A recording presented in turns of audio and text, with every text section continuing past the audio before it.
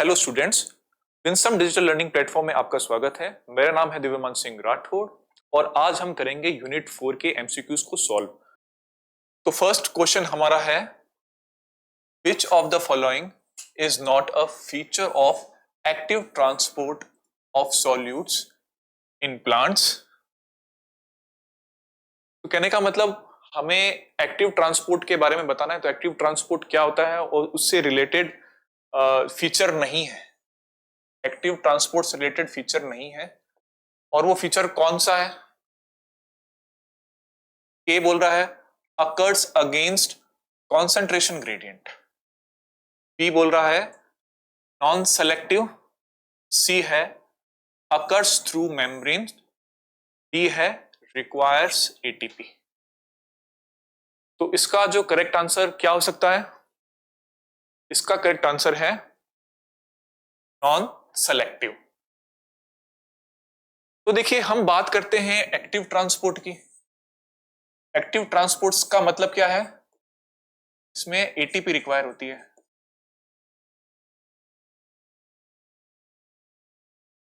ATP require होती है, clear? ATP require होती है, साथ ही साथ ये हाईली सेलेक्टिव होता है, हाईली सेलेक्टिव। जैसे मान लीजिए एक मेम्ब्रेन है, एक मेम्ब्रेन है और मेम्ब्रेन के मान लीजिए इस तरफ सॉल्यूट की कंसंट्रेशन कम है और उसकी दूसरी तरफ अपोजिट साइड की तरफ कंसंट्रेशन ज्यादा है। तो एक्टिव ट्रांसपोर्ट के अंदर क्या होगा, जो मॉलिक्यूल्स होंगे वो लो कॉन्सेंट्रेशन से हाई कॉन्सेंट्रेशन की तरफ मूव करेंगे, है ना? मतलब जो मॉलिक्यूल का जो मूवमेंट होगा against to the concentration gradient. Okay, तो पहला क्या बोल रहा है, अकर अगेंस्ट कॉन्सेंट्रेशन ग्रेडियंट, है ना? तो ये एक्टिव ट्रांसपोर्ट से रिलेटेड जो ये बात है वो क्या है, सही है, ठीक है। दूसरा देखिए, बी क्या बोल रहा है, नॉन सेलेक्टिव, है ना? जैसे मान लीजिए जो एक्टिव ट्रांसपोर्ट होता है वो क्या होता है आपका, हाईली सेलेक्टिव होता है। मतलब हाईली सेलेक्टिव का मतलब है स्पेसिफिक टाइप के मॉलिक्यूल्स या सिलेक्टिव मॉलिक्यूल्स ही ट्रांसपोर्ट हो पाते हैं, है ना? ठीक है। जबकि सिंपल डिफ्यूजन के अंदर क्या होता है, नॉन सेलेक्ट, सिंपल डिफ्यूजन क्या होता है आपका, नॉन सेलेक्टिव होता है, ठीक है। जबकि एक्टिव ट्रांसपोर्ट क्या होता है आपका, हाईली सेलेक्टिव। मतलब सेलेक्टिव प्रकार के मॉलिक्यूल ही क्या पाएंगे, मेम्ब्रेन के थ्रू क्या होंगे, ट्रांसपोर्ट हो पाएंगे, है ना? क्लियर? अकर थ्रू मेम्ब्रेन, है ना? तो ये मेम्ब्रेन के थ्रू होता है, ये जो पाथवे है मेम्ब्रेन के थ्रू होता है। रिक्वायर एटीपी, है ना? तो एटीपी रिक्वायर होती है एक्टिव ट्रांसपोर्ट में। क्लियर? आई थिंक आप समझ गए होंगे इसका क्या करेक्ट आंसर है। अब हम आगे बढ़ते हैं नेक्स्ट क्वेश्चन की तरफ। हमारा अगला सेकंड क्वेश्चन है, what will be the direction of flow of water when a plant cell is placed in a hypotonic solution. अगर किसी सेल को हम हाइपोटोनिक सॉल्यूशन के अंदर रखते हैं तो क्या इफेक्ट होगा, है ना? देखिए, ए बोल रहा है water will flow in both direction. जो वाटर है वो सेल से बाहर भी जाएगा और सेल के अंदर भी जाएगा, है ना? कहने का मतलब जो फ्लो ऑफ वाटर है वो दोनों डायरेक्शन के अंदर होगा। बी है water will flow out of the cell. कहने का मतलब जो पानी होगा वो सेल से बाहर चला जाएगा। Water will flow into the cell, पानी सेल के अंदर जाएगा। डी बोल रहा है no flow of water in any direction. कहने का मतलब जो पानी का जो फ्लो है, जो वाटर का जो फ्लो है वो ना तो अंदर जाएगा और ना ही बाहर की तरफ, सेल से बाहर की तरफ निकलेगा, है ना? तो इसका क्या करेक्ट आंसर हो सकता है, इसका क्या करेक्ट आंसर हो सकता है? तो इसका करेक्ट आंसर क्या है, water will flow into the cell. तो हम देखते हैं, देखिए हाइपोटोनिक सॉल्यूशन आखिर होता क्या है। हाइपोटोनिक सॉल्यूशन, हाइपोटोनिक सॉल्यूशन क्या चीज होती है, देखिए, है ना? तो मान लीजिए ये प्लांट सेल है ना? तो होता क्या है, प्लांट सेल के अंदर कॉन्सेंट्रेशन क्या होती है, ज्यादा होती है, और जो वाटर है उसमें कॉन्सेंट्रेशन क्या है, ये जो सॉल्यूशन है बाहर उसमें कॉन्सेंट्रेशन क्या होती है, कम होती है। ठीक है, अगर ऐसी कंडीशन होती है तो क्या होगा, पानी जो है, वाटर है, वो सेल के अंदर प्रवेश करेगा या एंटर करेगा। ठीक है, तो कहने का मतलब हाइपोटोनिक सॉल्यूशन के अंदर क्या होता है, जब किसी सेल को हम किसी सॉल्यूशन के अंदर रखते हैं तो क्या होगा, ये हाइपोटोनिक सॉल्यूशन के अंदर रखते हैं तो जो पानी होता है वो सेल के अंदर प्रवेश करता है, सेल के अंदर एंटर करता है। तो इसका आंसर क्या हो जाएगा, water will flow into the cell. तो आई थिंक आपके बात क्लियर होगी क्वेश्चन, है ना। अगला हमारा जो क्वेश्चन होने वाला है, अगला क्वेश्चन है question number 3, root pressure develops due to. Root pressure किस वजह से डेवलप होता है, तो देखिए, A passive absorption, B active absorption, C increase in transpiration, D low osmotic potential in soil. तो आप बता सकते हैं इसका क्या करेक्ट आंसर होगा। इसका करेक्ट आंसर होगा active absorption is a correct answer. तो रूट प्रेशर, देखिए थोड़ा चर्चा कर लेते हैं रूट प्रेशर के बारे में। तो रूट प्रेशर क्या होता है, व्हाट इज रूट प्रेशर, एक पुशिंग इफेक्ट है, एक पुशिंग इफेक्ट है ये। ओके, ये एक प्रकार का पुशिंग इफेक्ट होता है जो कि पानी को पुश करता है ऊपर की तरफ। ओके, तो ये पुशिंग इफेक्ट होता कैसे है, तो ये देखिए जो जाइलम सेप होता है, देखिए ये कोई जाइलम सेप है, जाइलम सेप है। इस जाइलम सेप के अंदर, ये जो जाइलम सेप है, इसके अंदर क्या होगा, इसके अंदर सॉल्यूट की और सॉल्ट की कॉन्सेंट्रेशन क्या हो जाएगी, इंक्रीज हो जाएगी, है ना। जैसे इसके सराउंडेड सेल्स हैं जाइलम के, उनसे जो सॉल्यूट या जो सॉल्ट्स हैं वो कहां एंटर करेंगे, इस सेप वाले रीजन के अंदर। इन सेल्स के अंदर कॉन्सेंट्रेशन कम है जबकि सेप के अंदर कॉन्सेंट्रेशन ज्यादा है, तो इधर कौन सा पाथवे होगा, एक्टिव ट्रांसपोर्ट होगा इधर, है ना, एक्टिव एब्जॉर्प्शन होगा इधर। तो एक्टिव ट्रांसपोर्टेशन की फलस्वरूप जो जाइलम सेप होता है उसके अंदर सॉल्ट्स की और सॉल्यूट की कॉन्सेंट्रेशन क्या हो जाती है, बढ़ जाती है। मतलब जो सॉल्यूट होंगे वो क्या होंगे, बढ़ जाएंगे। तो होगा क्या, सॉल्यूट की कॉन्सेंट्रेशन अगर जाइलम सेप के अंदर इंक्रीज होगी तो क्या होगा, जो वाटर पोटेंशियल है, जो वाटर पोटेंशियल है वो क्या हो जाएगा, डाउन हो जाएगा, कम हो जाएगा, है ना। कहने का मतलब जो जाइलम सेप है उसका जो वाटर पोटेंशियल क्या होगा, कम हो जाएगा। अब वाटर पोटेंशियल कम होने से क्या होगा, जो पानी है, जो वाटर है, वो डिफरेंट पाथवे से होता हुआ इस जाइलम सेप के अंदर एंटर करेगा। ठीक है, ऑस्मोसिस होगा कहने का मतलब। तो ऑस्मोसिस के फलस्वरूप क्या होगा, जो जाइलम सेप है इसमें पानी आएगा, जिससे क्या होगा, हाइड्रोस्टैटिक प्रेशर बनेगा। इससे क्या होगा, हाइड्रोस्टैटिक प्रेशर बनेगा। हाइड्रोस्टैटिक प्रेशर बनने से क्या होगा, जो पानी है वो ऊपर की तरफ मूव करेगा। ओके, तो ये क्या होती है, एक पुशिंग इफेक्ट होता है। ये पुशिंग इफेक्ट की क्या, एक प्रकार की, एक टाइप की क्या मैकेनिज्म है ये। ओके, तो कहने का मतलब ये है कि एक्टिव ट्रांसपोर्ट होता है जाइलम सेप के अंदर, और जो सॉलिड की कॉन्सेंट्रेशन है या जो सॉल्यूट की कॉन्सेंट्रेशन है या फिर सॉल्ट है वो जाइलम सेप के अंदर बढ़ जाते हैं। ठीक है, जिससे ये पुशिंग इफेक्ट पैदा होता है और पानी ऊपर की तरफ चढ़ जाता है। ठीक है, ओके, तो इसका आंसर होगा एक्टिव एब्जॉर्प्शन। अगला जो क्वेश्चन हमारा है, अगला फोर्थ क्वेश्चन है, transpiration and root pressure cause water to rise in plants by। कहने का मतलब जो ट्रांसपिरेशन है और जो रूट प्रेशर है ना, उसमें कौन कौन से इफेक्ट होते हैं और पानी मतलब कैसे ट्रांसपोर्ट होता है। ओके, उसके बारे में हमें बताना है। तो ए देखिए क्या बोल रहा है, पुशिंग इट अपवर्ड, है ना। कहने का मतलब दोनों के अंदर चाहे ट्रांसपिरेशन हो या जो रूट प्रेशर हो, दोनों के अंदर ये कह रहा है कि पुशिंग इफेक्ट होता है क्या, है ना। बी बोल रहा है pushing and pulling it respectively, मतलब ट्रांसपिरेशन से होता है पुशिंग और रूट प्रेशर से होता है पुलिंग। ठीक है, सी पुलिंग इट अपवर्ड, मतलब दोनों के अंदर पुलिंग इफेक्ट होता है जिससे पानी ऊपर की तरफ चढ़ता है, ठीक है। बी बोल रहा है pulling and pushing it respectively. तो इसका क्या आंसर, करेक्ट आंसर क्या होगा बता सकते हैं आप?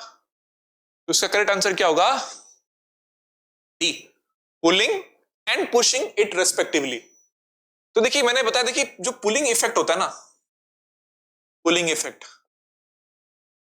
ये किसके अंदर होता है? ट्रांसपिरेशन के अंदर, ट्रांसपिरेशन के अंदर होगा। क्योंकि ट्रांसपिरेशन के अंदर क्या बनता है? ट्रांसपिरेशन पुल होता है,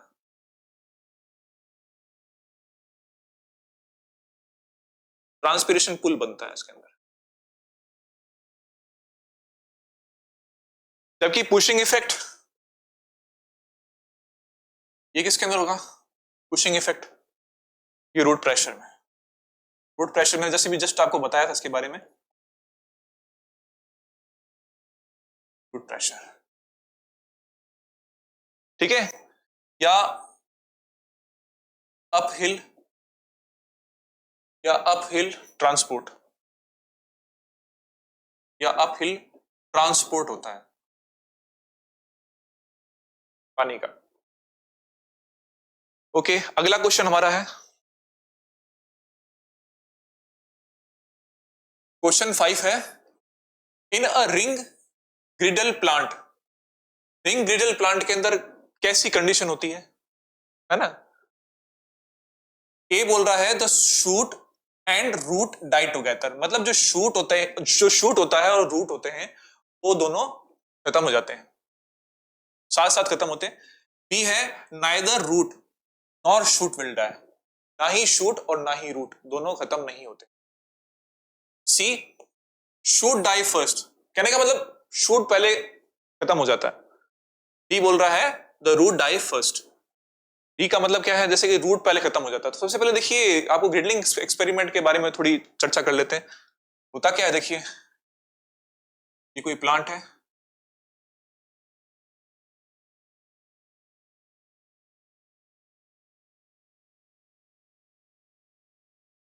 ये तो गया प्लांट का शूट वाला पार्ट हो गया, और इधर आ जाएगा रूट वाला पार्ट। अब होता क्या है, मतलब जो प्लांट का शूट वाला पार्ट होता है ना, उसमें जो बार्क वाला, जो बार्क हो गया मान लीजिए ना, बार्क हो गई, बार्क हो गई, एंड जो फ्लोएम वाला पार्ट होता है, जो फ्लोएम वाला पार्ट होता है इसे रिमूव कर देते हैं, इसे कर देते हैं, ठीक है। रिमूव कर दिया जाता है बार्क वाले पार्ट को और फ्लोएम वाले पार्ट को, केवल शेष किसे रखा जाता है? जाइलम वाले पार्ट को।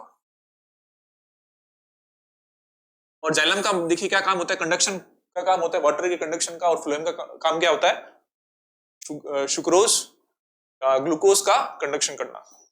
ओके, होगा क्या देखिए, वाटर तो रूट से शूट में ट्रांसपोर्ट हो जाएगा इजीली, है ना, लेकिन जो शूट से जो फूड बनेगा वो रूट की तरफ ट्रांसपोर्ट नहीं हो पाएगा, क्योंकि बीच वाला जो पार्ट है वहां से फ्लोइंग वाला पार्ट को रिमूव कर दिया गया है, ठीक है।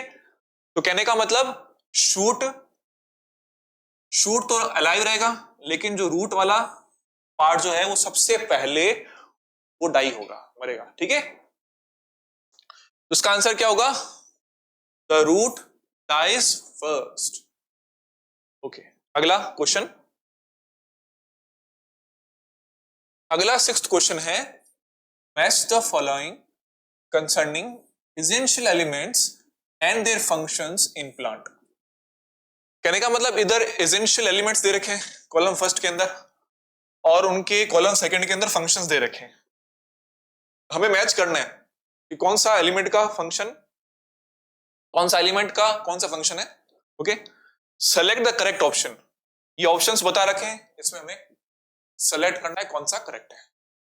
ओके, अगला देखिए, इसमें देखिए ए, सबसे पहले आप बताइए कि इसका आंसर क्या होगा, ठीक है, और उसके बाद में मैं बताता हूं उसका क्या आंसर होगा। अब देखिए, चलो मैं बताता हूं उसका क्या आंसर होगा, आई थिंक आप लोगों ने कर लिया होगा। अब देखिए आयरन, आयरन देखिए, आयरन का होगा थर्ड, तो आयरन जो होता है रिक्वायर फॉर क्लोरोफिल बायोसिंथेसिस, तो आयरन जो होता है वो क्लोरोफिल के बायोसिंथेसिस के लिए जरूरी होता है। क्लियर? अब जिंक की बात करते हैं, तो जिंक का क्या फंक्शन होगा? जिंक का फंक्शन होगा IAA, जो इंडोल एसिटिक एसिड है उसके बायोसिंथेसिस के लिए कौन रिस्पॉन्सिबल होता है? जिंक रिस्पॉन्सिबल होता है। बोरॉन पोलन जर्मिनेशन के लिए होता है। मैग्नीज ये रिस्पॉन्सिबल होता है फोटोलाइसिस ऑफ वाटर, जल का प्रकाशिक अपघटन या फोटोलाइसिस, मतलब लाइट की प्रेजेंस में वाटर का टूटना, है ना? ठीक है, तो इसका देखिए सेलेक्ट ऑप्शन क्या होगा, सेलेक्ट द करेक्ट ऑप्शन। तो उसका आंसर क्या होगा? ये थर्ड, ये वाला होगा इसका करेक्ट आंसर। ठीक है, ए का हो जाएगा थर्ड और बी का हो जाएगा एक, ये एक मात्र यही है इसका आंसर, है ना? ओके, अगले क्वेश्चन की तरफ बढ़ते हैं। अगला 7वां क्वेश्चन है, which is essential for the growth of root tip. तो जो रूट टिप होती है उसकी ग्रोथ के लिए कौन सा मिनरल एसेंशियल होता है ना? तो ए बता रखा है जिंक, बी बता रखा है आयरन, सी बता रखा है कैल्शियम और डी बता रखा है मैंगनीज। तो इसका करेक्ट आंसर बताइए क्या हो सकता है इसका करेक्ट आंसर? इसका करेक्ट आंसर होगा सी, कैल्शियम। ठीक है, जो कैल्शियम होता है वो रिस्पॉन्सिबल होता है for growth of root tip. Okay, साथ ही साथ जो कैल्शियम होता है वो सेल वॉल में भी पाया जाता है कैल्शियम पैक्टेट के रूप में। कैल्शियम पैक्टेट क्या होता है? ये मिडल लैमेला में होता है, सेल की जो मिडल लैमेला होती है ना, में देखने को मिलेगा कैल्शियम पैक्टेट के रूप में, जो कि सेल को बांधे रखने में हेल्प करता है। ओके, अगला क्वेश्चन हमारा वाला है 8वां क्वेश्चन है, which of the following bacteria reduce nitrate in soil into nitrogen. कहने का मतलब ऐसा कौन सा बैक्टीरिया है जो नाइट्रेट को किसमें कन्वर्ट करता है? एटमॉस्फेरिक नाइट्रोजन के अंदर, नाइट्रोजन के अंदर कन्वर्ट करता है, ऐसा कौन सा बैक्टीरिया है ना? देखिए ये जो प्रोसेस है इसे डीनाइट्रिफिकेशन बोलेंगे ना, क्या बोलेंगे? डीनाइट्रिफिकेशन।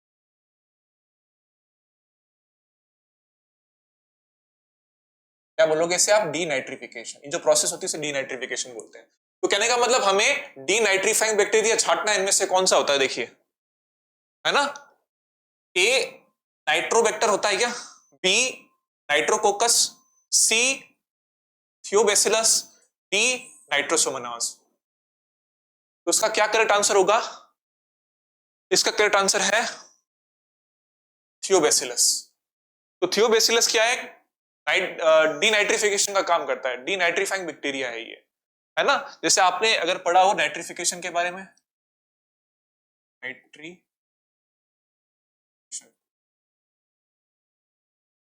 नाइट्रिफिकेशन में क्या होता है? अमोनिया कन्वर्ट होती है किसके अंदर? नाइट्राइट के अंदर, और नाइट्राइट कन्वर्ट होती है नाइट्रेट के अंदर,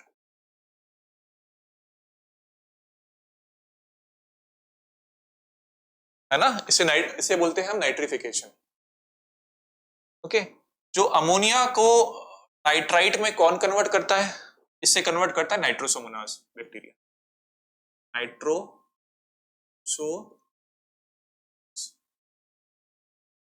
ठीक है, और नाइट्रोसोकोकस, नाइट्रोसोकोकस,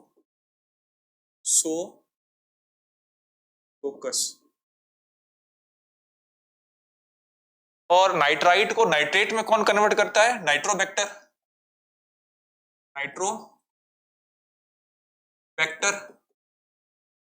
नाइट्रोबैक्टर करता है, और नाइट्रोकोकस,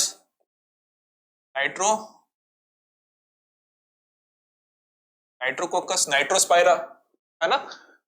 तो ये जो बैक्टीरिया है ये क्या होंगे आपके नाइट्रीफाइंग बैक्टीरिया, इनको बोलेंगे नाइट्रीफाइंग बैक्टीरिया। और डीनाइट्रिफिकेशन के अंदर क्या होता है, देखिए जो नाइट्राइट है ना, ये जो नाइट्राइट, ये नाइट्रिक ऑक्साइड में कन्वर्ट जाती है।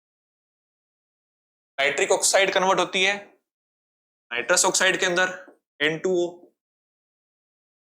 और नाइट्रस ऑक्साइड कन्वर्ट होती है नाइट्रोजन के अंदर। इस प्रोसेस को क्या बोलते हैं, डीनाइट्रिफिकेशन। इसको बोलेंगे हम डीनाइट्रिफिकेशन।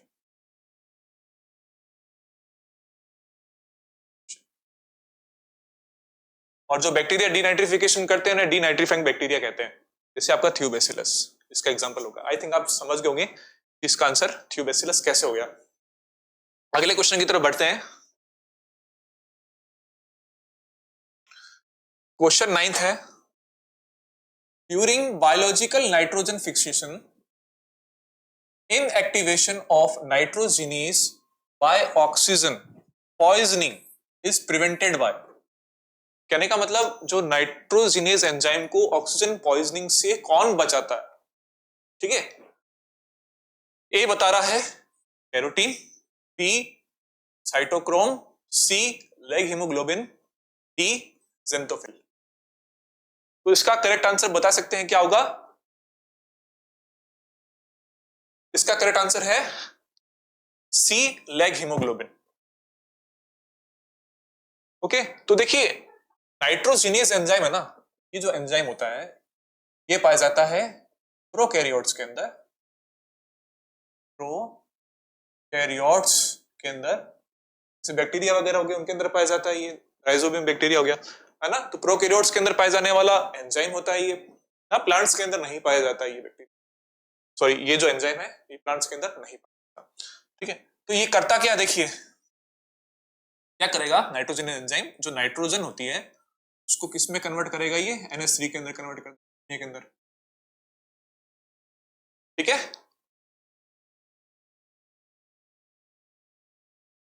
ओके, तो नाइट्रोजन को ये अमोनिया में कन्वर्ट करता है, और इसके लिए इसको कौन सी कंडीशन चाहिए, रिक्वायर कंडीशन कौन सी होती है,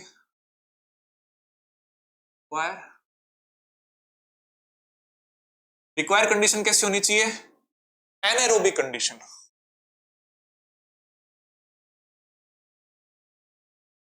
एनाएरोबिक कंडीशन चाहिए इसको, मतलब फंक्शन करने के लिए इसको एनाएरोबिक कंडीशन चाहिए होती है। और ये एनाएरोबिक कंडीशन कौन बनाए रखता है, ये लेग हीमोग्लोबिन बनाए रखता है। क्लियर, ये जो लेग हीमोग्लोबिन है ये कहां पाया जाता है, रूट नोड्यूल्स में पाया जाता है, और ऑक्सीजन स्कैवेंजर का कार्य करता है, ये काम करता है।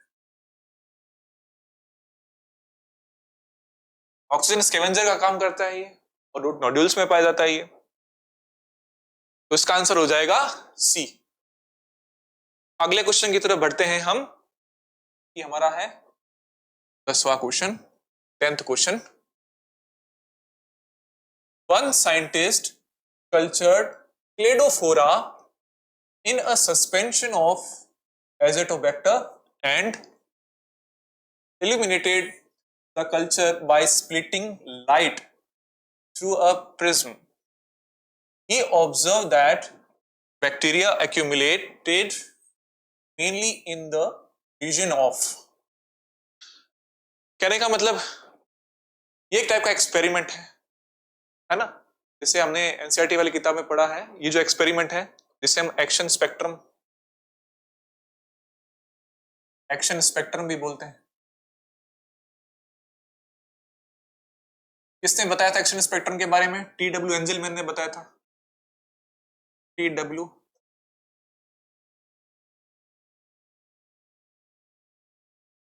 एंजेलमैन ने बताया था फर्स्ट एक्शन स्पेक्ट्रम के बारे में, TW एंजेलमैन ने बताया था। तो ये जो एक्सपेरिमेंट है ये TW एंजेलमैन ने किया था, ठीक है। तो इसका आंसर क्या होगा, ए बोल रहा है देखिए violet and green light, B बोल रहा है indigo and green light, C बोल रहा है ऑरेंज एंड येलो लाइट, और डी बोल रहा है ब्लू एंड रेड लाइट।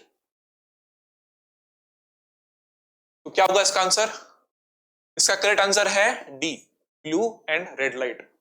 तो TW एंजेलमैन थे, इन्होंने दो लाइट्स के बारे में बताया कि जो फोटोसिंथेटिक एक्टिव लाइट्स हैं ये, जहाँ पे फोटोसिंथेसिस की रेट क्या होती है, ज्यादा होती है। ठीक है, तो देखिए ऐसे बताया था उन्होंने, टीडब्ल्यू एंजलमैन ने। इन्होंने क्या किया, जो क्लेडोफोर एल्गी है ना, का फिलामेंट लिया और उसको ऑक्सीबैक्टीरिया के सस्पेंशन में रखा। ये काफी सारे डॉट डॉट से बता रहा हूं मैं, ये ऑक्सीबैक्टीरिया है। इस क्लेडोफोर एल्गी का जो फिलामेंट है उसको ऑक्सीबैक्टीरिया के सस्पेंशन में रखा इन्होंने, और एक प्रिज्म की हेल्प से इन्होंने क्या किया, लाइट को पास आउट किया, और इस लाइट को इन्होंने स्पेक्ट्रमी कंपोनेंट्स के अंदर डिवाइड किया। ठीक है, लाइट को इस पे ट्रीट किया इन्होंने। अब देखिए, मान लीजिए ये एरिया है, ये वाला एरिया और ये वाला एरिया है। इस पर्टिकुलर एरिया पे कौन सी लाइट पड़ रही थी, ब्लू लाइट, और इस पर्टिकुलर एरिया पे कौन सी लाइट पड़ रही थी, रेड लाइट।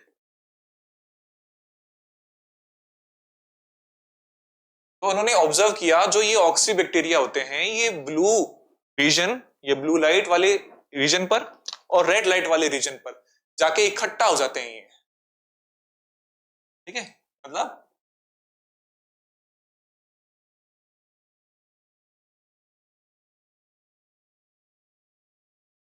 ये जितने भी बैक्टीरिया होंगे वो सारे ब्लू वाले रीजन और रेड लाइट वाले रीजन में इकट्ठे हो जाएंगे, है ना। कहने का मतलब यहां से ऑक्सीजन ज्यादा रिलीज हो रही है, और ऑक्सीबैक्टीरिया वहां मूव करते हैं जहां ऑक्सीजन ज्यादा है ना।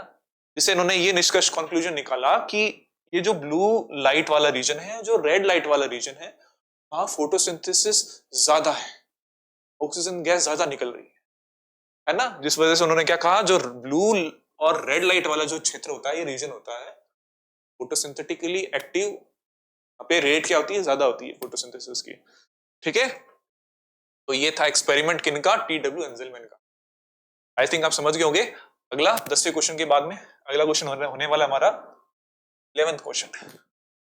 अगला 11th क्वेश्चन क्या है, इमर्सन्स enhancement effect and red drop have been instrumental in the discovery of। तो अगला जो क्वेश्चन है वो इमर्सन इफेक्ट पे है और रेड ड्रॉप पर, है ना। तो ए क्या बोल रहा है, photophosphorylation and cyclic electron transport. B बोल रहा है ऑक्सीडेटिव फॉस्फोराइलेशन। सी बोल रहा है photophosphorylation and non cyclic electron transport. D बोल रहा है two photo systems operating simultaneously. तो कहने का मतलब ये जो इमर्सन इफेक्ट है ये किस पे बेस्ड है, टू पिगमेंट सिस्टम पे बेस्ड है। तो सीधी सी बात, इसका आंसर क्या हो जाएगा, टू पिगमेंट सिस्टम। तो देखिए होता क्या है, अब क्लोरोप्लास्ट के अंदर, जो पता है आप लोगों को, क्लोरोप्लास्ट के जो थाइलेकॉइड होती है ना, जैसे मान लीजिए थाइलेकॉइड मेम्ब्रेन है, ठीक है, थाइलेकॉइड मेम्ब्रेन है,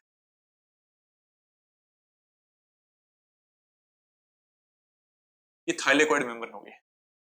इस थाइलेकॉइड मेम्ब्रेन के अंदर में, थाइलेकॉइड मेम्ब्रेन पर क्या पाए जाते हैं, पिगमेंट्स पाए जाते हैं, फोटोसिंथेटिक पिगमेंट्स पाए जाते हैं, या फोटोसिंथेटिक पिगमेंट का सिस्टम पाया जाता है। इसमें क्या मिलेंगे आपको, फोटोसिंथेटिक पिगमेंट्स, ठीक, पिगमेंट्स का सिस्टम देखने को मिलेगा आपको।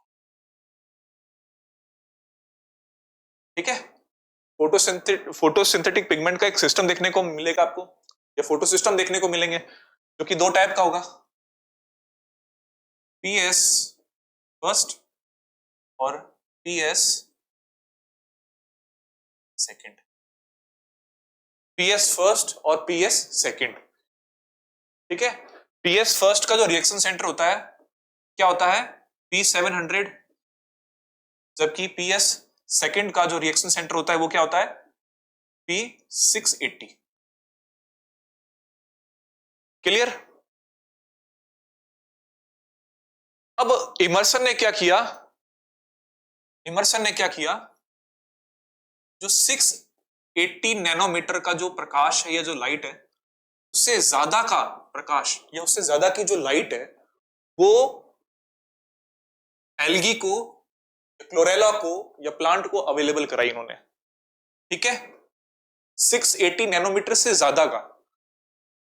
क्लियर? जिससे क्या होगा, जिससे उन्होंने क्या देखा, उन्होंने ऑब्जर्व किया कि जो रेट ऑफ फोटोसिंथेसिस है, जो रेट होती है फोटोसिंथेसिस की, वो क्या हो जाती है, डिक्रीज। इस घटना को उन्होंने रेड ड्रॉप नाम दे दिया। क्या नाम दे दिया?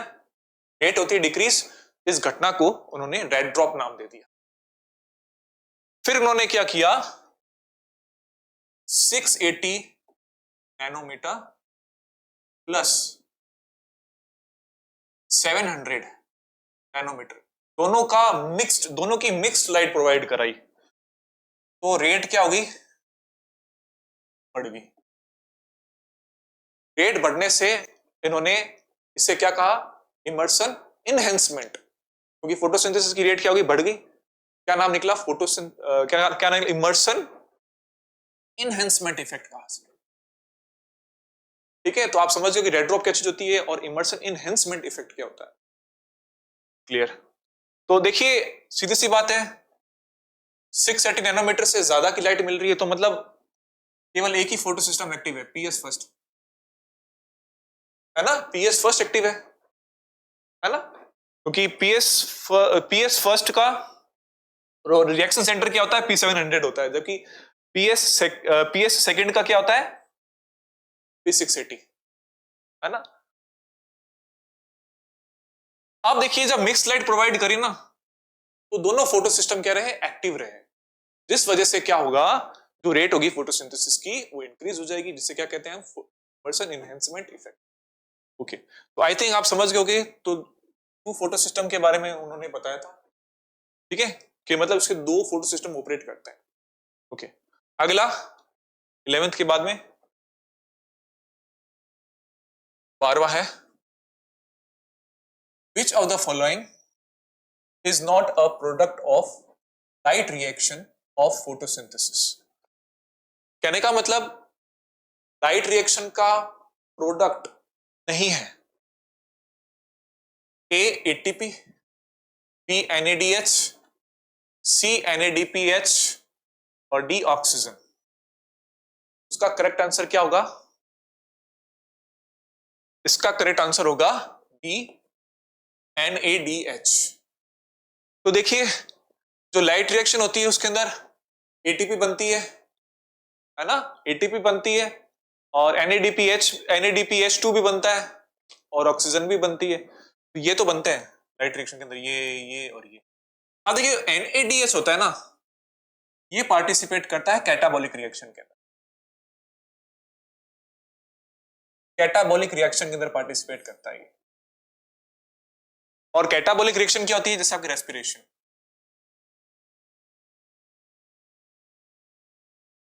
जैसे रेस्पिरेशन, तो ये रेस्पिरेशन का प्रोडक्ट है, ना कि फोटोसिंथेसिस का। तो आई थिंक आप समझ गए होंगे इसका आंसर डी क्यों है। अगले क्वेश्चन की तरफ बढ़ते हैं। अगला 13 क्वेश्चन है, in light reaction plastoquinone facilitates the transfer of electrons from, कहने का मतलब जो प्लास्टोक्विनोन होता है ना, ये फैसिलेट का काम करता है, किन के बीच में फैसिलेशन का काम करता है, फैसिलेट का काम करता है या इलेक्ट्रॉन को ट्रांसपोर्ट करता है।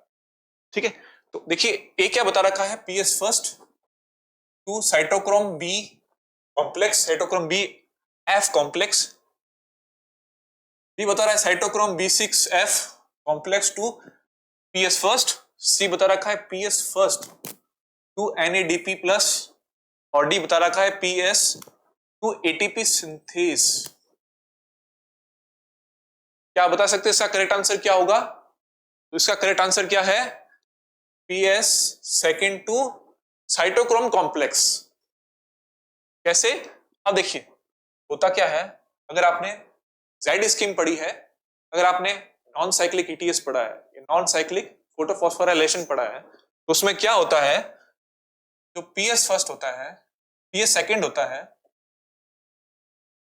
ये सेकंड का जो क्लोरोफिल है उससे निकलने वाला जो इलेक्ट्रॉन है या उसका फर्स्ट इलेक्ट्रॉन एक्सेप्टर कौन होता है? फियोफाइटिन होता है।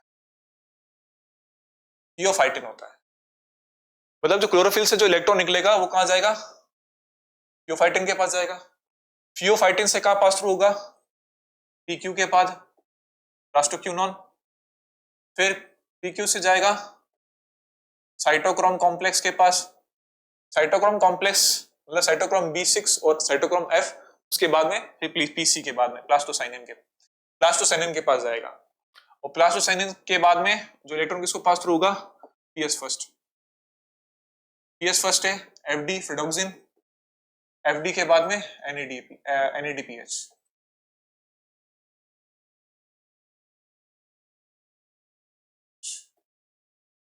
के पास जाएगा। तो ये एक प्रकार की क्या बनती है? Z स्कीम, ठीक है, नॉन साइक्लिक ETS है ये, ठीक है। अब देखिए आप, जो प्लास्टोक्यूनोन है वो क्या कर रहा है? फैसिलेट कर रहा है इलेक्ट्रॉन को PS फर्स्ट से साइटोक्रोम के बीच में, है ना, PS first to cytochrome complex, ये साइटोक्रोम B6F कॉम्प्लेक्स। तो इसका आंसर क्या होगा? A is the correct answer. अगला क्वेश्चन हमारा है 14 question. Electrons from excited chlorophyll molecule of photosystem second are accepted first by। कहने का मतलब जो फोटोसिस्टम सेकंड है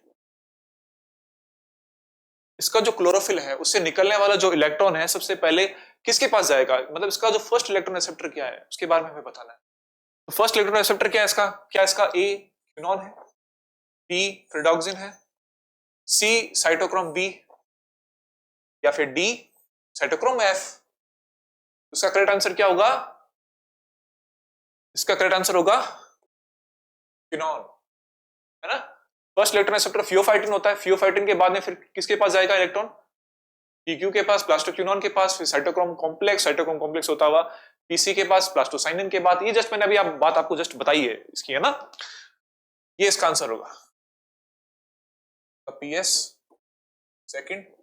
फ्रिडोक्सिन किसका होता है? PS। इजी सा आंसर है इसका, है ना।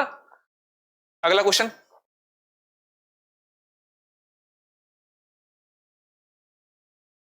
क्वेश्चन 15 है which of the following statements is incorrect. तो हमें इनकरेक्ट स्टेटमेंट बताना कि इनकरेक्ट स्टेटमेंट कौन सा है।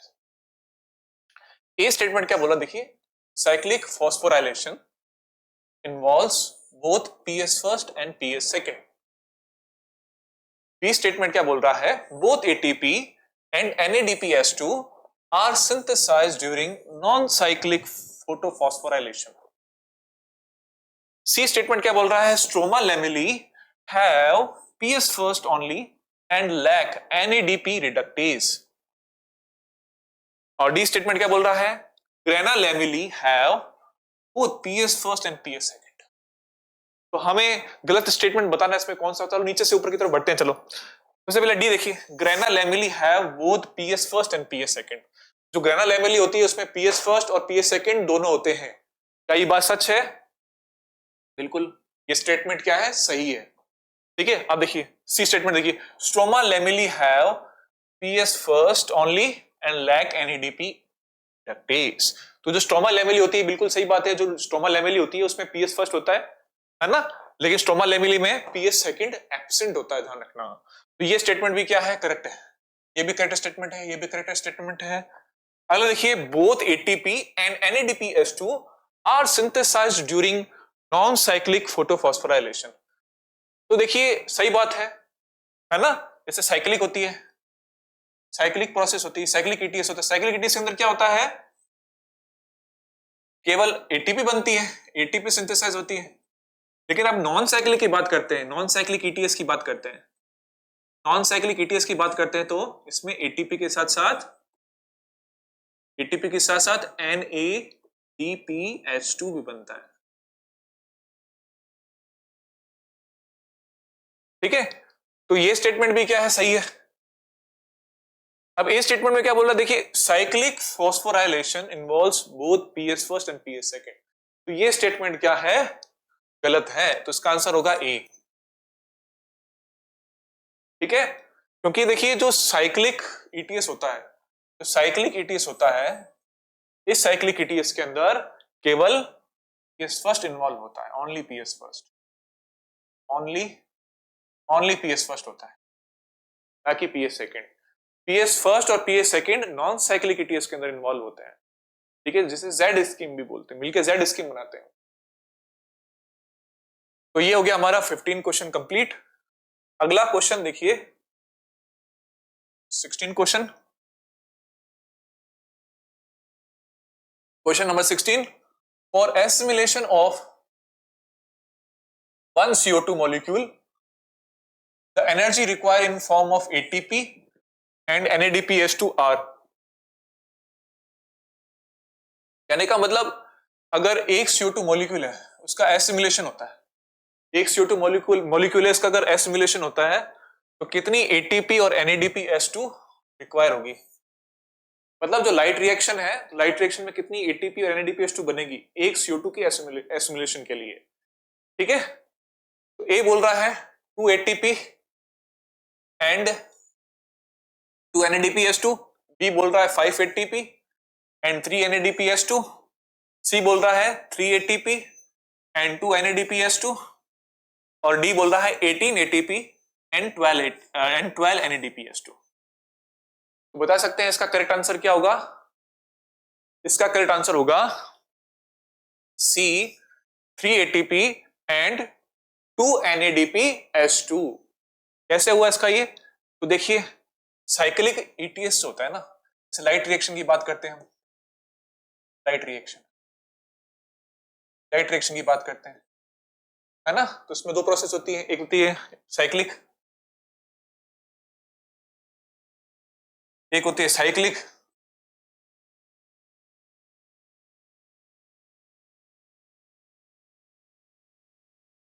एक होती है साइक्लिक और दूसरी होती है नॉन साइक्लिक।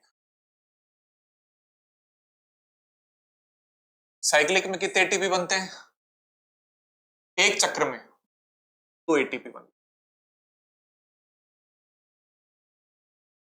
और नॉन साइक्लिक की बात करते हैं तो एक एटीपी बनता है प्लस 2 NADPH2। तो टोटल कितने हो गए, 3 ATP और 2 NADPH2, 3 ATP and 2 NADPH2 is the correct answer. ठीक है, अगर इधर क्वेश्चन में अगर चेंजेस आ जाए, अगर मान लीजिए इधर पूछ ले कि 6 CO2 मॉलिक्यूल्स पूछ ले, 6 CO2 मॉलिक्यूल्स, तो उसका करेक्ट आंसर क्या होगा, है ना, 6 पूछ रहा है तो ये भी 6 बार चलेंगी, ये भी 6 बार चलेंगी, कितना हो जाएगा, कितना हो जाएगा टोटल 18 ATP और 12 NADPH2, इसका आंसर चेंज हो जाएगा। ओके, अगला क्वेश्चन,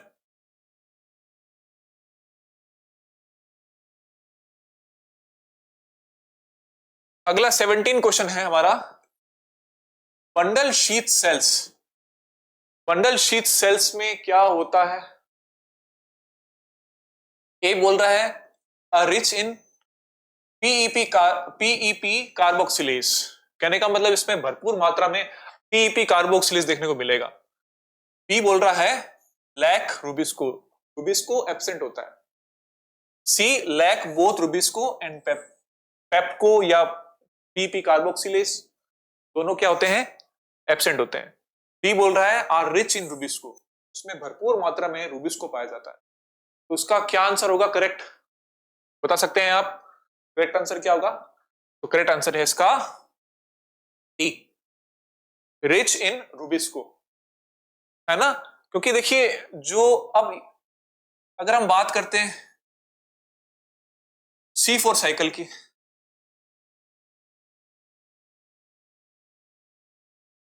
C4 साइकिल की बात करते हैं तो C4 साइकिल किससे पाई जाती है, C4 प्लांट्स के अंदर,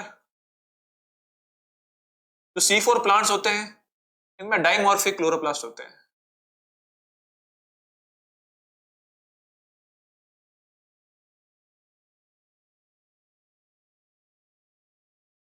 डाइमॉर्फिक क्लोरोप्लास्ट होते हैं, दो टाइप के क्लोरोप्लास्ट होते हैं उनके, ठीक है। क्योंकि आप देखिए इनकी जो फोटोसिंथेसिस प्रोसेस है वो दो सेल्स के अंदर कंप्लीट होती है।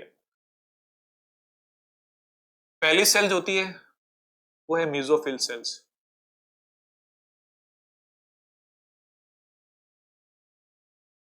दूसरी होती है bundle sheath, bundle sheath sales. Mesophyll cells के अंदर जो क्लोरोप्लास्ट होते हैं वो कैसे होते हैं, ग्रेनल टाइप के, ग्रेनल टाइप के क्लोरोप्लास्ट होते हैं।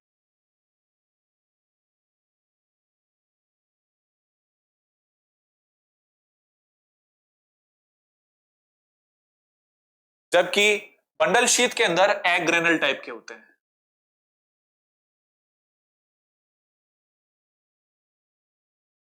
टाइप के क्लोरोप्लास्ट होते हैं, ठीक है।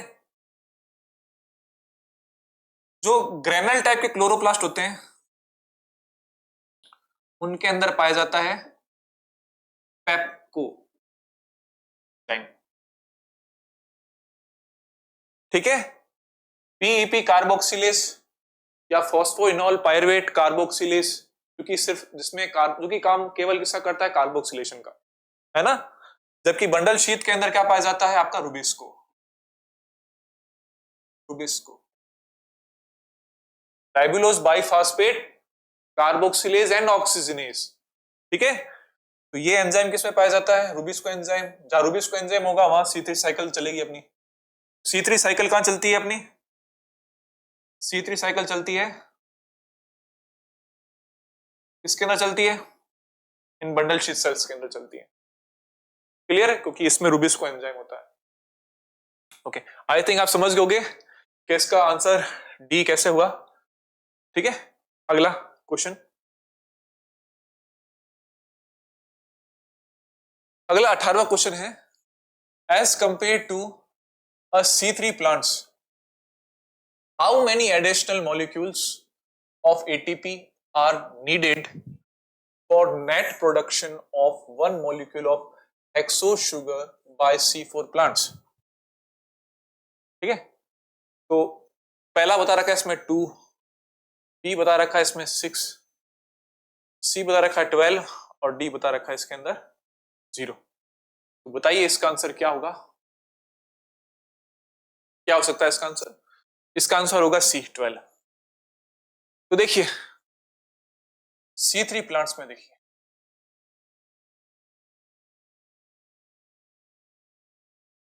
C3 प्लांट्स में जो लाइट रिएक्शन होती है ना उसमें 18 ATP, 18 ATP और 12 NADPH2 बनते हैं। जबकि C4 प्लांट जो होते हैं ना, जो C4 साइकिल होती है जिनमें जिनमें C4 साइकिल होती है, या C4 प्लांट्स में कितने बनते हैं, 30 ATP बनती है और 12 NADPH2 बनते हैं, ठीक है। तो ये क्या पूछ रहा है, as compare to a C3 plants how many additional molecules of ATP, कितने एडिशनल मॉलिक्यूल्स रिक्वायर होते हैं C4 प्लांट्स या C4 साइकिल के लिए। आंसर क्या होगा उसका, 12, है ना। 30 में से घटा दीजिए, 18 घटा दीजिए, कितने होंगे, 12 होंगे, तो 12 हो जाएगा इसका आंसर। ओके, तो ये हो गया हमारा 18वां क्वेश्चन कंप्लीट। अगला 19 question, the process which makes major difference between C3 and C4 plants is, कहने का मतलब एक ऐसी वजह है कि C3 और C4 प्लांट्स का मतलब मेन डिफरेंस बताता है कि भाई इन दोनों के बीच में ये डिफरेंस है, ठीक है। तो इसमें सिमिलरिटी भी दे रखी होंगी और हमें डिससिमिलरिटी बतानी है, ठीक है। देखिए ए बता रखा है ग्लाइकोलाइसिस, बी कैल्विन साइकिल, सी फोटो रेस्पिरेशन और डी रेस्पिरेशन। तो उसका क्या करेक्ट आंसर होगा? इसका करेक्ट आंसर होगा फोटो रेस्पिरेशन। ठीक है, अगर हम C3 और C4 प्लांट की बात करते हैं तो दोनों प्लांट्स के अंदर आपको ग्लाइकोलाइसिस देखने को मिलेगा, है ना। जिनका जो साइटोप्लाज्म होता है C3, चाहे C3 सेल्स हो चाहे C4 प्लांट की सेल्स हो, दोनों के साइटोप्लाज्म के अंदर आपको ग्लाइकोलाइसिस देखने को मिलेगा, कॉमन होता है दोनों के अंदर। ठीक है, केल्विन साइकिल भी कॉमन होता है कि ग्लूकोज इसी से तो बनेगी और किससे बनेगी? रेस्पिरेशन भी कॉमन होता है, चाहे एनिमल हो चाहे कोई भी प्लांट हो, रेस्पिरेशन सभी के अंदर देखने को मिलेगा, सभी लिविंग थिंग्स के अंदर देखने को मिलेगा। ओके, तो फोटो रेस्पिरेशन देखिए ये केवल किसके अंदर देखने को मिलेगा? आपके फोटो रेस्पिरेशन ये C3 प्लांट्स के अंदर, C3 प्लांट्स के अंदर देखने को मिलेगा। क्यों? क्योंकि C3 प्लांट्स में जो फर्स्ट कार्बन डाइऑक्साइड को एक्सेप्ट करने वाला जो एंजाइम होता है वो होता है rubisco.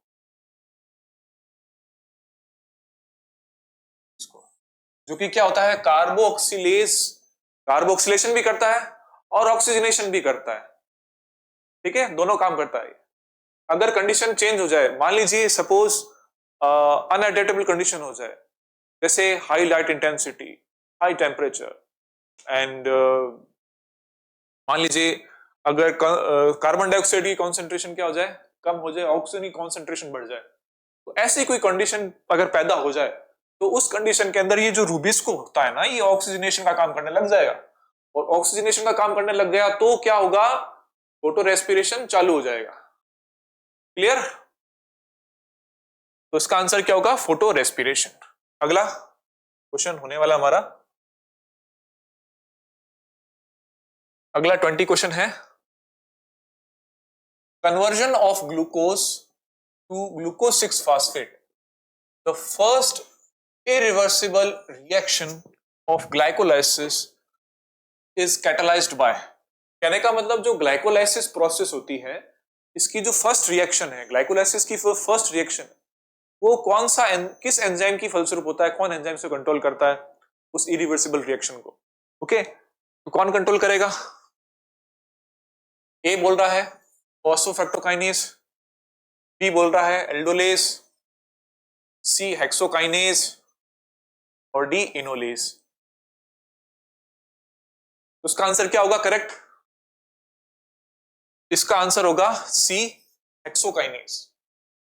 Hexokinase is a correct answer. तो देखिए अगर ग्लाइकोलाइसिस की बात करते हैं तो कैसी होती है ग्लाइकोलाइसिस? अब देखिए सबसे पहले देखिए जो ग्लूकोज होता है इरिवर्सिबल रिएक्शन है, इसमें कनेक्ट होगा ये ग्लूकोज 6 फास्फेट, ग्लूकोज 6 फॉस्फेट में कन्वर्ट हो जाता है। कौन करता है इसे चेंज? कौन करता है? हेक्सोकाइनेज। हेक्सोकाइनेज क्या करता है? ग्लूकोज को ग्लूकोज 6 फॉस्फेट में कन्वर्ट कर देता है, और साथ ही साथ जो एटीपी वो टूट जाती है इसमें एडीपी के, और Mg प्लस की प्रेजेंस में होती है, मैग्नीशियम की प्रेजेंस में होती है रिएक्शन। ठीक है, तो ये फर्स्ट रिएक्शन है ग्लाइकोलाइसिस की। उसके बाद में क्या होता है? ग्लूकोज 6 फॉस्फेट किस में कन्वर्ट जाता है? आइसोमेरेज एंजाइम की प्रेजेंस में फ्रक्टोज, फ्रक्टोज 6 फॉस्फेट के अंदर कन्वर्ट हो जाता है। फिर फ्रक्टोज 6 फॉस्फेट आगे किस में कन्वर्ट हो जाता है? फ्रक्टोज 1,6 बाईफॉस्फेट के अंदर, फ्रक्टोज 1,6 बाईफॉस्फेट के अंदर कन्वर्ट हो जाता है। एंजाइम कौन रिस्पॉन्सिबल होता है इसके लिए? फॉस्फोफ्रक्टोकाइनेज। फॉस्फोफ्रक्टोकाइनेज एंजाइम, फॉस्फोफ्रक्टोकाइनेज एंजाइम। अब क्या करता है देखिए इसमें भी क्या होगा? एटीपी वो टूटेगा, सीधी सी बात है, एडीपी में कन्वर्ट हो जाएगा। देखिए जो फॉस्फेट होता है ना, वो इस ग्लूकोज की पहले कार्बन पे जाके जुड़ जाएगा। ठीक है, जिससे क्या बन जाएगा? आपका फ्रक्टोज 1,6 बाईफॉस्फेट बन जाएगा। आगे फर्दर क्या होगा? Aldolase enzyme.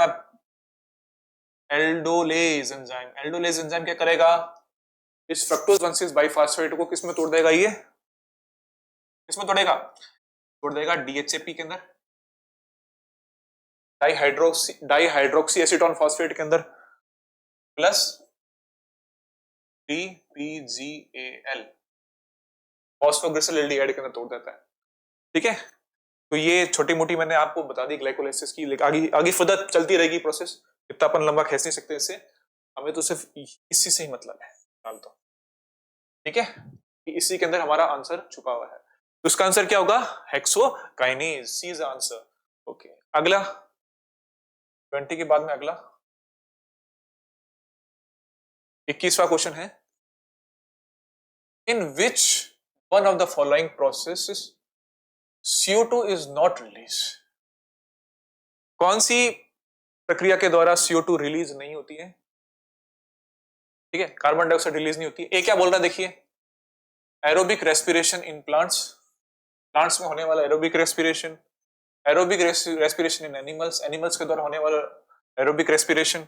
सी बोल रहा है अल्कोहलिक फर्मेंटेशन, और डी बोल रहा है लैक्टेट फर्मेंटेशन। क्या होगा इसका आंसर, इसका आंसर होगा D, lactate fermentation. Lactate fermentation कैसे हो गया इसका आंसर, देखिए पहले ऊपर वाले ऑप्शंस देख लीजिए ना।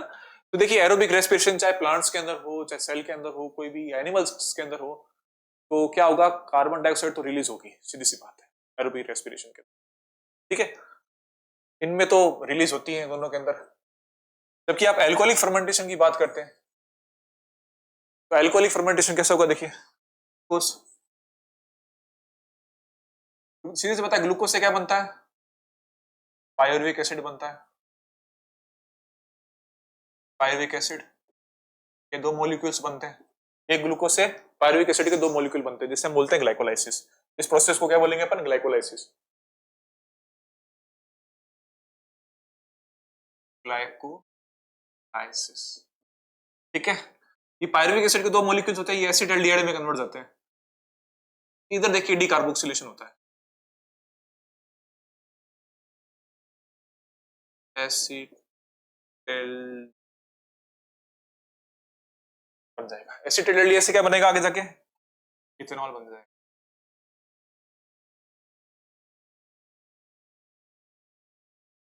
इथेनॉल बन जाएगा। ठीक है, तो डीकार्बोक्सिलेशन होता है देखिए अल्कोहलिक फर्मेंटेशन के अंदर, जबकि लैक्टेट फर्मेंटेशन के अंदर होता है जो ये पायरुविक एसिड होता है ना, ये लैक्टेट डिहाइड्रोजनेज एंजाइम की प्रेजेंस में, लैक्टेट डिहाइड्रोजनेज एंजाइम की प्रेजेंस में क्या होगा, लैक्टेट बन जाएगा, लैक्टिक एसिड बन जाएगा। ठीक, एसिड का फॉर्मेशन हो जाएगा।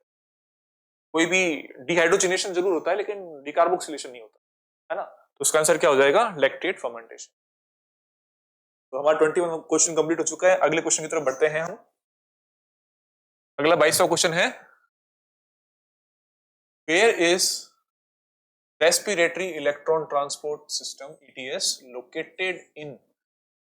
Located in plants. कहने का मतलब जो ETS होता है वो क्लोरोप्लास्ट में कहाँ लोकेटेड होता है। ठीक है, ए बोल रहा है माइटोकॉन्ड्रियल मैट्रिक्स के अंदर, बी बोल रहा है outer mitochondrial membrane, C inner mitochondrial membrane, and D inter membrane space. तो उसका करेक्ट आंसर क्या होगा, बता सकते हैं आप। इसका करेक्ट आंसर है inner mitochondrial is a correct answer, है ना। तो देखिए आपने अगर माइटोकॉन्ड्रिया की स्ट्रक्चर देखी होगी, तो ये तो आउटर मेम्ब्रेन होगी, इसकी क्या होगी, आउटर मेम्ब्रेन, ये आउटर मेम्ब्रेन। ठीक है, इनर मेम्ब्रेन ऐसे होती है, मतलब finger like projection like structure होती है, लहरदार जिसे बोलते हैं। ये तो हो गया अपना inner membrane. In finger like structures को क्या बोलते हैं अपन, क्रिस्टी। Christie, Christie. ठीक है, जो ETS होगा वो इस इनर मेम्ब्रेन में देखने को मिलेगा। क्लियर? और ये वाला पार्ट कौन सा हो गया? देखिए ये जो इंटर मेम्ब्रेन स्पेस है ना, वाला पार्ट इंटर स्पेस हो गया, ठीक है। और क्या बच गया? Mitochondrial matrix. माइटोकॉन्ड्रियल मैट्रिक्स कौन सा होगा? ये वाला पार्ट। क्लियर? उसका आंसर हो जाएगा inner membrane, inner mitochondrial membrane.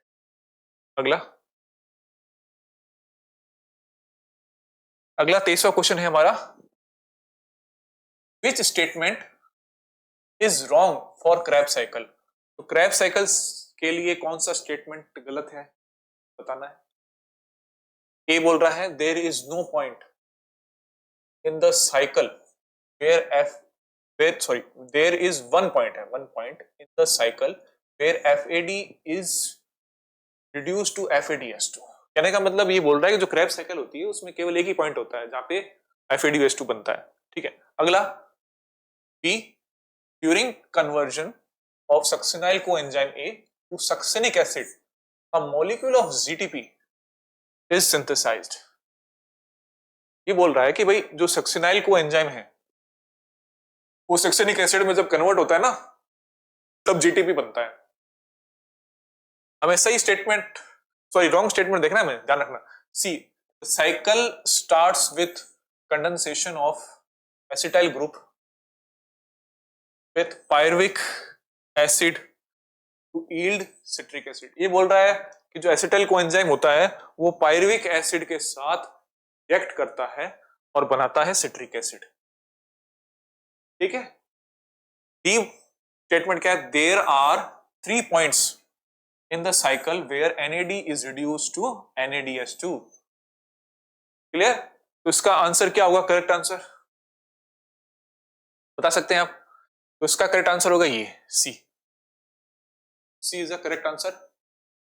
Statement तो रॉन्ग है लेकिन करेक्ट आंसर यही है, ठीक है। ओके तो ये देखिए डी, चलो इसमें देखिए जो डी स्टेटमेंट है ना,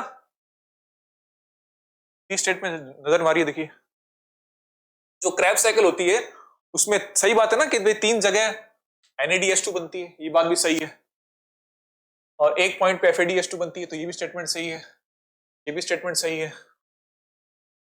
during conversion of succinyl coenzyme to succinic acid a molecule of JTP बनता है, बिल्कुल सही बात है, तो ये स्टेटमेंट भी सही है ना। तो ये गलत कैसे हो गया?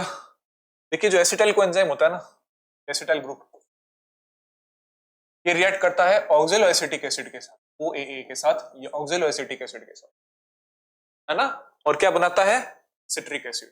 The presence of citrate synthase enzyme, citrate synthase enzyme की प्रेजेंस में जो एसिटाइल कोएंजाइम होता है वो रिएक्ट करता है ऑक्जेलो एसिटिक एसिड के साथ और क्या बनाता है? क्या बनाता है? सिट्रिक एसिड बनाता है ना। तो ये स्टेटमेंट क्या है? अगला 23वें के बाद में 24वां question, 24 question, which of the following statement is incorrect? ये भी सेम, इसमें हमें गलत स्टेटमेंट बताने की कौन सा गलत स्टेटमेंट है। ए बोल रहा है oxidation reduction reactions produce proton gradient in respiration. मतलब जो अब देखिए किसके बारे में बता रहा है? ये ETS के बारे में चर्चा चल रही है ना। ये जो स्टेटमेंट ETS के बारे में बता रहा है, ETS में देखिए होता है ना, सही बात है, ऑक्सीडेशन रिडक्शन होता है जिससे प्रोटॉन ग्रेडियंट पैदा होता है, सही बात है ये। चलो अगला देखते हैं, B, during aerobic respiration role of oxygen is limited to the terminal stage, है ना। कहने का मतलब जो ETS होता है उसके अंदर ऑक्सीजन का जो रोल है वो लिमिटेड होता है, और कहां होता है इसका रोल? लास्ट में, टर्मिनल वाले, मतलब इलेक्ट्रॉन लास्ट में कहां मिलता है? ऑक्सीजन, ऑक्सीजन से जाके मिलता है ना, ये ETS के अंदर होता है सब।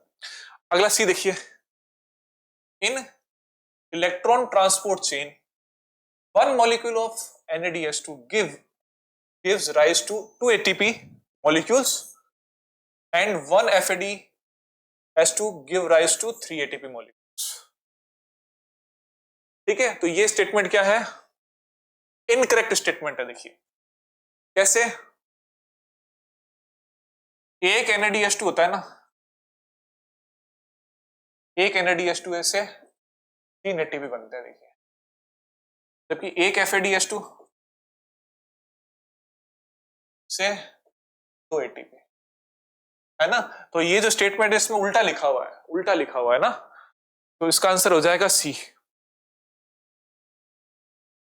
ये देखिए ATP is synthesized through complex 4, complex 5, sorry complex 5। तो सही बात है, जो एटीपी सिंथेज कॉम्प्लेक्स होता है वो कॉम्प्लेक्स नंबर 5 होता है, ठीक है। तो उसका आंसर हो जाएगा सी। आगे बढ़ते हैं।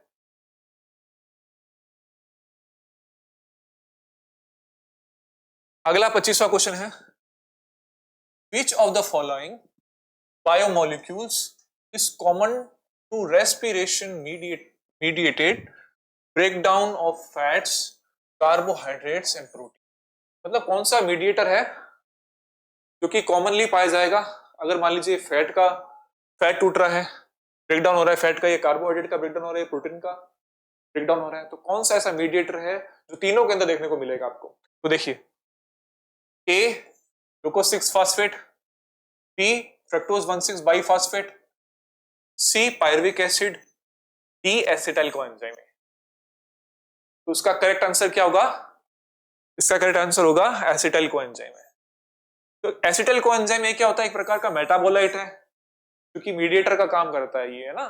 चाहे अगर मान लीजिए फैट का ब्रेकडाउन हो रहा है, या कार्बोहाइड्रेट का हो रहा है, या प्रोटीन का ब्रेकडाउन हो रहा है, तो आपको एसिटाइल कोएंजाइम एक मीडिएटर के रूप में मेटाबोलाइट देखने को मिलेगा। ओके, तो ये हो गया हमारा 25वां क्वेश्चन कंप्लीट। अगला जो क्वेश्चन अगर आने वाला है हमारा है 26वां question, typical growth curve in plants is, कहने का मतलब प्रारूपिक तौर से अगर हम ग्रोथ कर्व की बात करते हैं तो प्लांट्स के अंदर किस टाइप का फॉर्म देखने को मिलता है, ग्रोथ कर्व किस टाइप का देखने को मिलेगा, ठीक है। स्टेयर स्टेप्स शेप्ड, सीढ़ीनुमा, स्टेयर स्टेप्स शेप्ड का मतलब है सीढ़ीनुमा। पैराबोलिक देखने को मिलेगा, बी, सी बोल रहा है सिग्मोइड, डी बोल रहा है लीनियर। करेक्ट आंसर इज, क्या बता सकते हैं करेक्ट आंसर इसका क्या होगा, इसका करेक्ट आंसर होगा एस शेप या सिग्मोइड, ठीक है। ये एस शेप या सिग्मोइड कैसा होता है,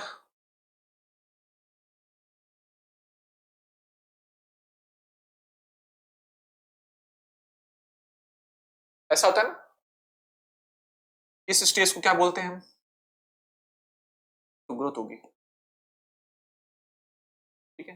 ये टाइम मान लीजिए, समय, ठीक है। तो होगा क्या, देखिए इसको तो बोलते हैं हम लैग फेज, इसको बोलेंगे लॉग फेज, या एक्सपोनेंशियल फेज भी बोलते हैं लॉग फेज को। उसके बाद में स्टेशनरी फेज,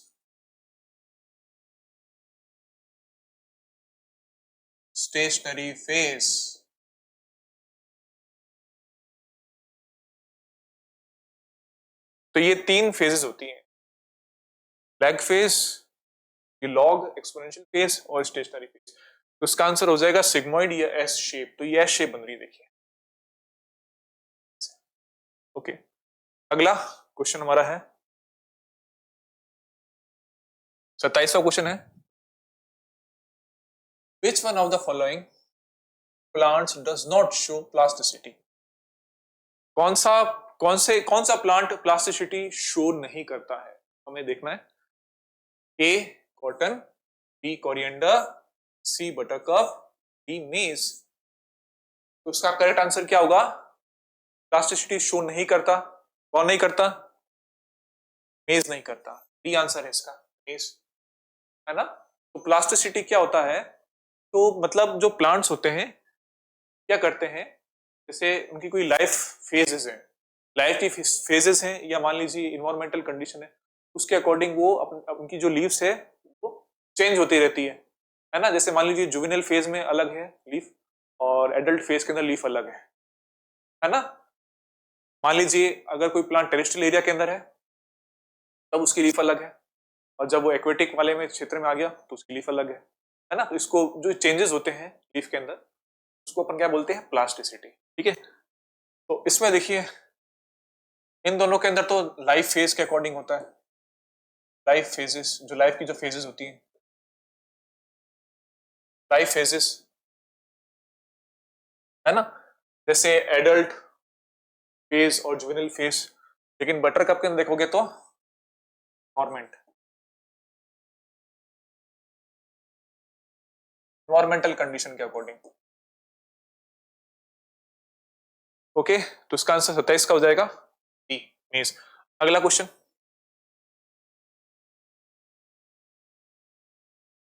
अगला 28वां क्वेश्चन है,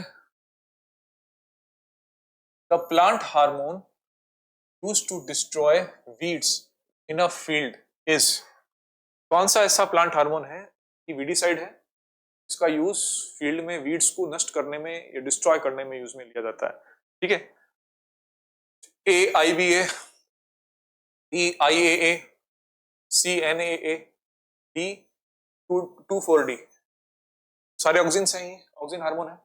कौन सा ऐसा ऑक्सीजन हार्मोन यूज में लिया जाता है? तो उसका आंसर क्या हो जाएगा? D 2,4-D। 2,4-D क्या है? एक टाइप का वीडीसाइड होता है, ध्यान रखना। एक टाइप का क्या है? वीडीसाइड, जिसका यूज किसमें किया जाता है? वीड्स को डिस्ट्रॉय करने में यूज में लिया। ओके, अगला क्वेश्चन,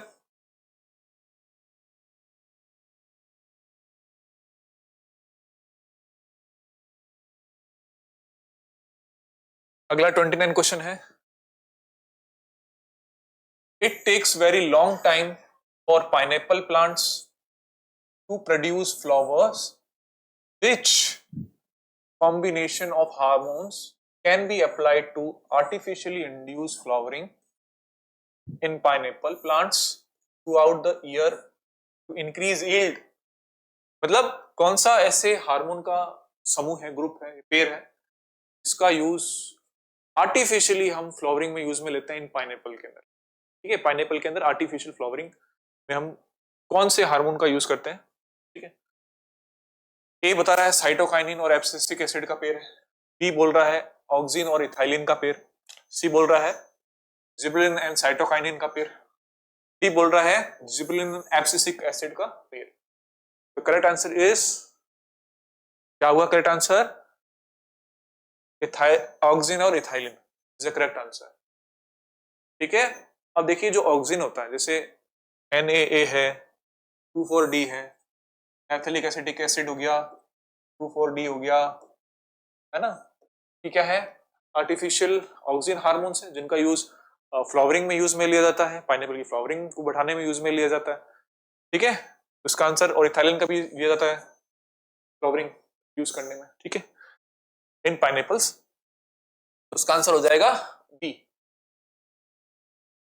अगला question, last question 30, which one of the following growth regulators is known as stress hormone? मतलब कौन सा ग्रोथ रेगुलेटर है जिसे स्ट्रेस हार्मोन भी कहा जाता है? ए बता रहा है एब्सिसिक एसिड, बी एथाइलिन, सी GA3 gibberellic acid, D endo acetic acid.